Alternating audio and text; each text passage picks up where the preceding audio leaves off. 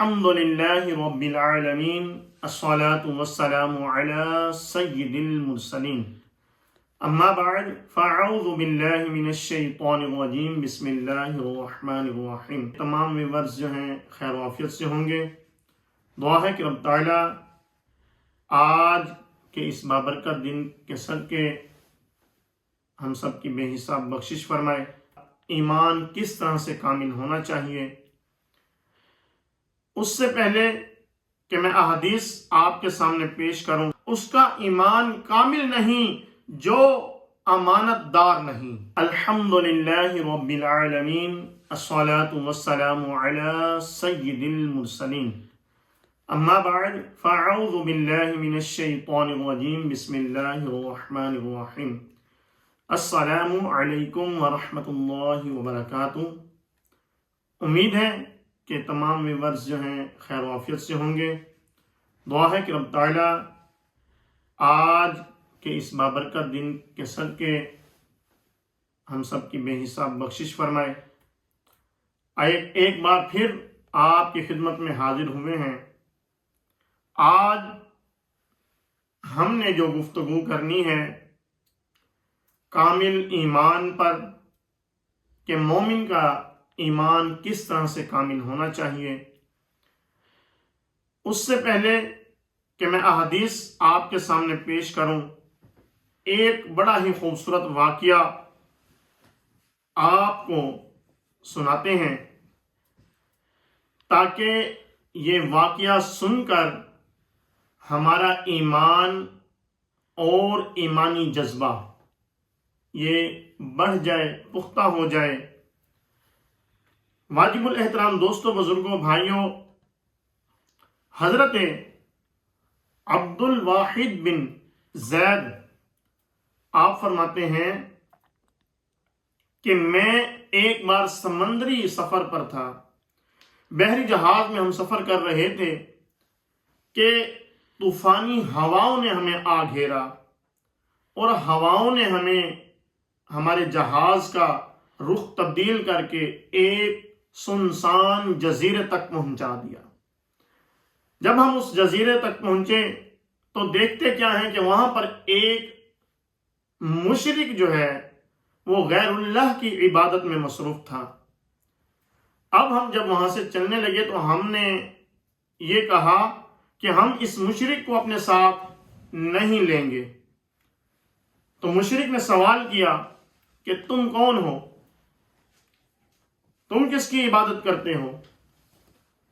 تو مسلمانوں نے کہا کہ ہم مسلمان ہیں اور اللہ تبارک و تعالی کی عبادت کرتے ہیں۔ اس نے کہا کہ اللہ کون ہے؟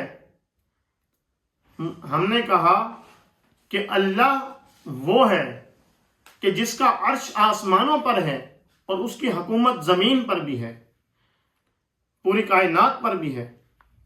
تو اس نے کہا کہ اللہ کا آپ کو کس نے بتایا؟ تو ہم نے کہا کہ اللہ نے ہماری طرف رسول بھیجے اور ان میں سے آخری نبی حضرت محمد مصطفیٰ صلی اللہ علیہ وسلم کا ہم کلمہ پڑھتے ہیں، انہوں نے ہمیں اللہ کا بتایا۔ اب اس مشرک نے پھر سوال کیا کہ رسول نے کیا کیا بتایا؟ اب ہم نے کہا کہ رسول نے ہمیں معجزات دکھائے، اللہ کے بارے میں بتایا، اللہ کا دین ہم تک پہنچایا۔ تو مشرک نے سوال کیا پھر تمہارے رسول کا کیا ہوا؟ ہم نے کہا کہ جب انہوں نے اللہ تبارک و تعالی کا پورا پیغام ہم تک پہنچا دیا تو اللہ تبارک و تعالی نے انہیں اپنے پاس بلا لیا۔ پھر مشرک نے سوال کیا کہ کیا تمہارے پاس کوئی نشانی ہے ان کی؟ تو ہم نے کہا بالکل ہے۔ ہم نے قرآن پاک اٹھایا اور اس مشرک کو دکھایا۔ مشرک نے کہا مجھے دکھاؤ، ہم نے دکھایا تو پھر اس نے کہا کہ مجھے تو یہ پڑھنا نہیں آتا، تو پھر ہم نے اس کو پڑھ کے دکھایا۔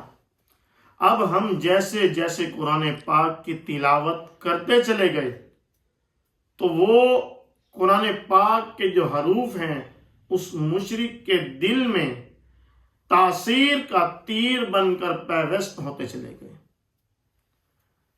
یہاں تک کہ اس مشرک نے کہا کہ یہ جو کلام ہے یہ کلام بے مثال ہے، یہ کلام کسی عام ہستی کا نہیں ہے، یہ واقعی حق ہے، لہذا وہ غیر مسلم، وہ مشرک شخص جو ہے اس نے کلمہ پڑھا اور کلمہ پڑھ کر مسلمان ہو گیا۔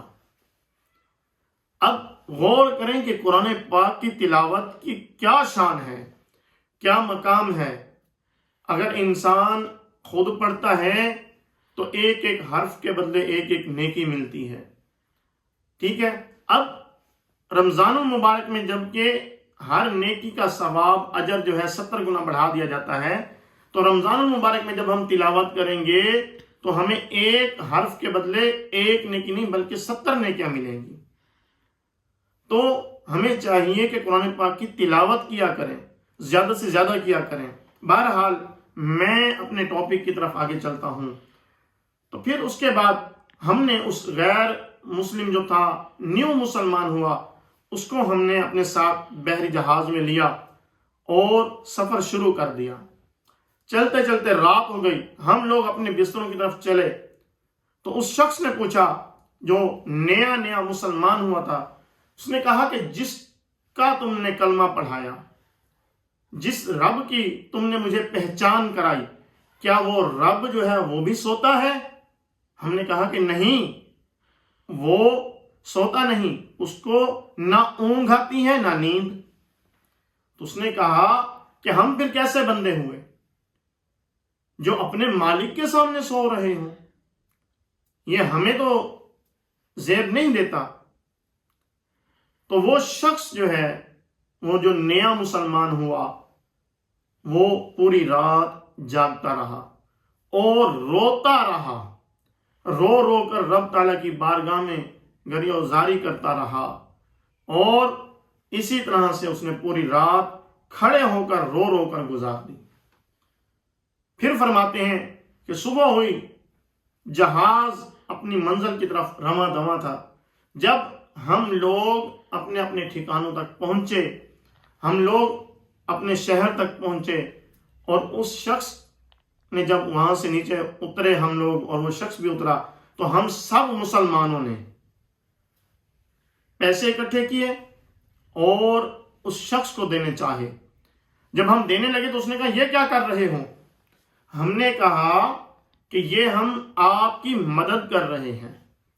اب اس شخص نے کہا کہ تم لوگوں نے جس رب کا تعارف کروایا، اس رب نے، اور میں نے کلمہ پڑھ کر میں مسلمان ہوا، اس پر ایمان لے آیا، اب اس رب نے جو ہے، جب میں غیر اللہ کی عبادت ایک سنسان جزیرے میں کر رہا تھا، اس رب نے مجھے وہاں پر بھوکا پیاسا نہیں رکھا، تو اب وہ مجھے کیسے بھوکا اور پیاسا رکھے گا؟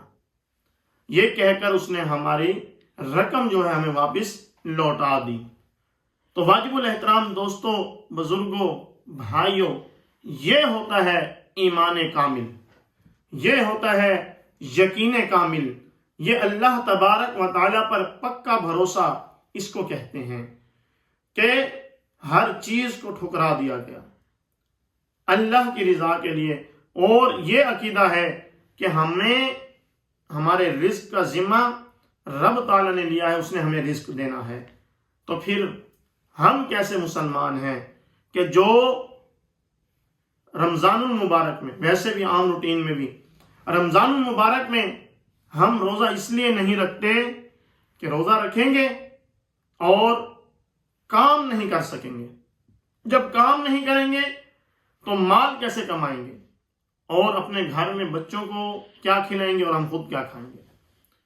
آج کا مسلمان یہ سوچتا ہے کہ ہم کیسے کمائیں گے اور کیسے کھائیں گے، اور وہ بھی ایک اللہ کا بندہ کہ جس نے اللہ پر بھروسہ کیا اور یہ کہا کہ جب میں غیر مسلم تھا اور غیر اللہ کی عبادت کرتا تھا، اس مالک نے اس وقت مجھے کھلایا ہے تو اب بھی وہی کھلائے گا۔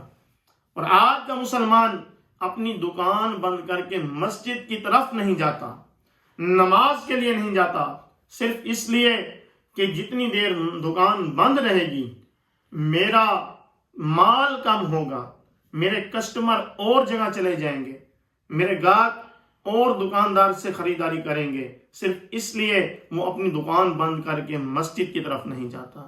افسوس کہ ہمیں کیا ہو گیا، ہمیں اللہ پر بھروسہ رکھنا چاہیے نہ کہ لوگوں پر۔ جب ہمارا بھروسہ اللہ پر ہوگا تو انشاءاللہ تبارک و تعالی رب تعالی ہماری مدد بھی فرمائے گا۔